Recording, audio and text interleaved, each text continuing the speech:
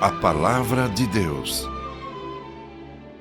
Minha amiga, meu amigo, atente bem para o assunto que vamos tratar nesta manhã, pois vem da responsabilidade do maior de todos os professores que o mundo conheceu, o maior de todos os teólogos que a humanidade recebeu.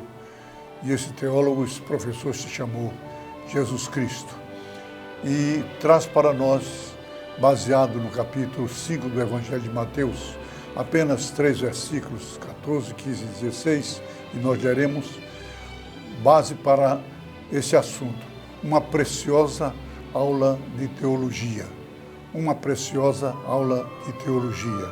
E eu leio o texto, está aqui em Mateus capítulo 5, versos 14 a 16. E diz então assim a palavra de Deus: Vós sois a luz do mundo.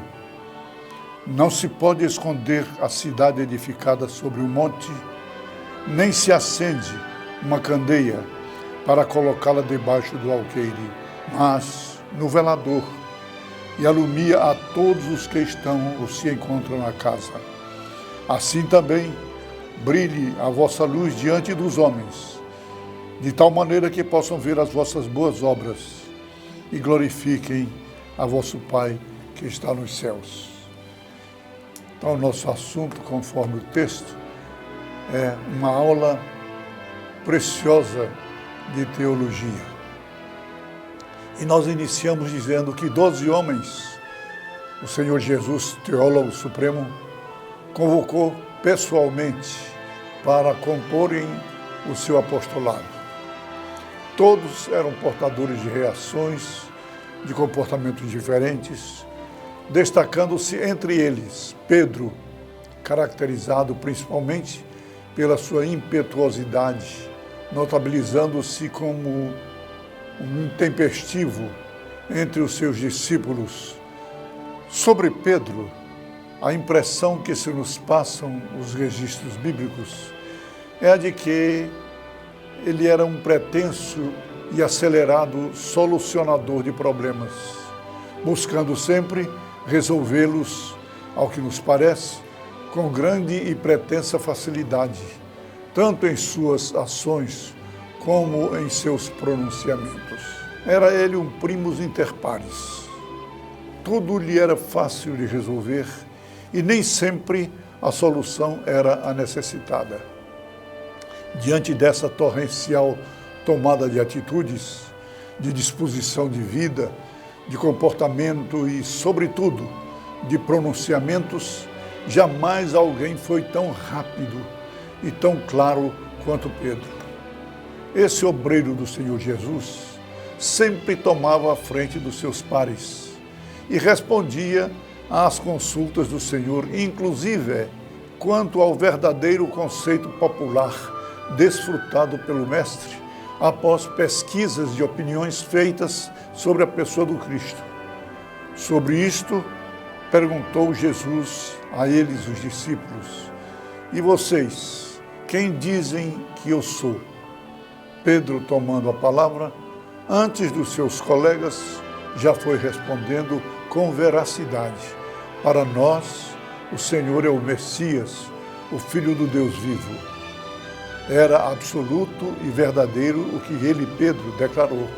Na contrarresposta, Jesus então declarou a ele, Pedro, e por ele estendeu à posteridade a insubstituível lição de teologia, confirmando e completando a declaração dada pelo intempestivo discípulo.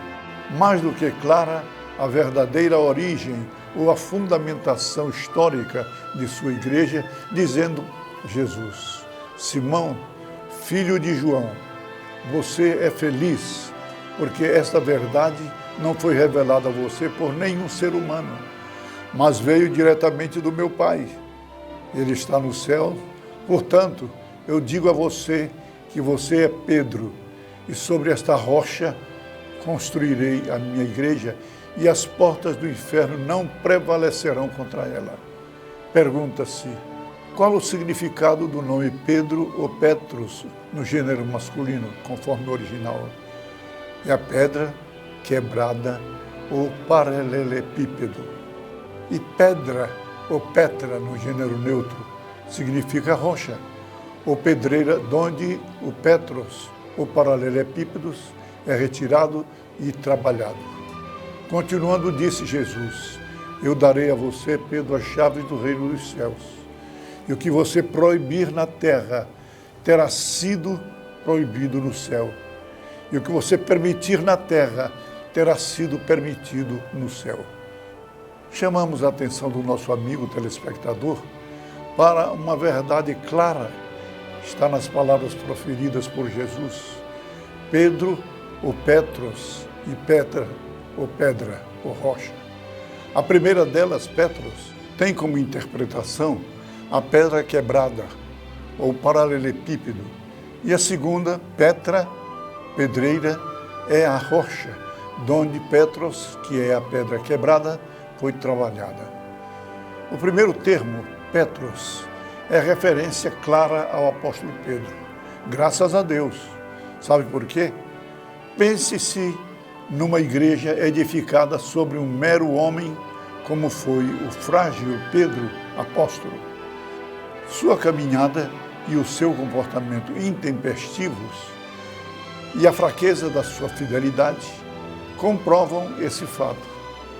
Negou pessoalmente Jesus por 3 vezes, no momento em que mais o seu mestre, Jesus, precisava do seu apoio, embora os outros apóstolos também se tenham silenciado.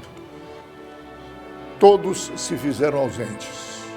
Quanto à segunda referência, Petra, essa é a rocha onde os petros, ou os paralelepípedos, são edificados. Esta Petra, ou rocha, representa o Cristo a quem os petros, ou pedros, seguem e que do mundo afora vão sendo trazidos, vão sendo retirados e são declarados filhos de Deus, do Deus vivo. A análise textual se fundamenta nos gêneros das palavras Petros, que está no gênero masculino, referindo-se ao frágil apóstolo Pedro, e Petra está no gênero neutro, referindo-se a Cristo, Senhor Jesus, que é a rocha. O mesmo poder declaratório que Pedro recebeu, os seus pares também o receberam. Receberam conforme o registro do evangelista Mateus, no capítulo 18 do seu livro, do seu evangelho, com o Senhor Jesus entregando instruções aos seus discípulos, pois se aproximava o encerramento do seu ministério aqui no mundo. Falou-lhes então sobre o poder de permitir ou de perdoar. Disse então Jesus: eu afirmo a vocês, apóstolos e discípulos, que isto é verdade. O que vocês proibirem na terra terá sido proibido no céu. E o que vocês perdoarem na terra terá sido perdoado no céu. Que deduzimos então dessas duas delegações de competência dadas por Jesus aos seus apóstolos, discípulos e comissionados até o advento da sua segunda vinda? Apenas e tão somente o poder declaratório, sem abrir Jesus mão da sua competência divina como Deus encarnado no seu Filho unigênito, Cristo Jesus.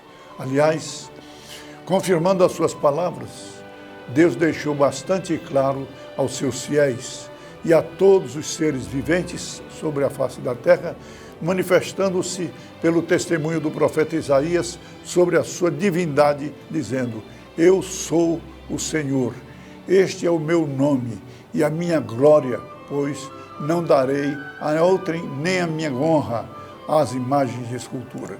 Você pode argumentar: pastor, esta palavra registrada pelos profetas Isaías refere-se a Deus o Pai.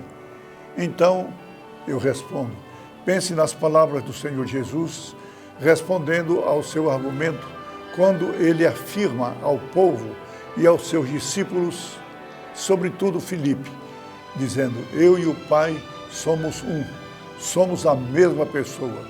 E disse mais Jesus: quem me vê a mim, Filipe, vê o meu Pai. Como você me pede que eu lhe mostre o Pai?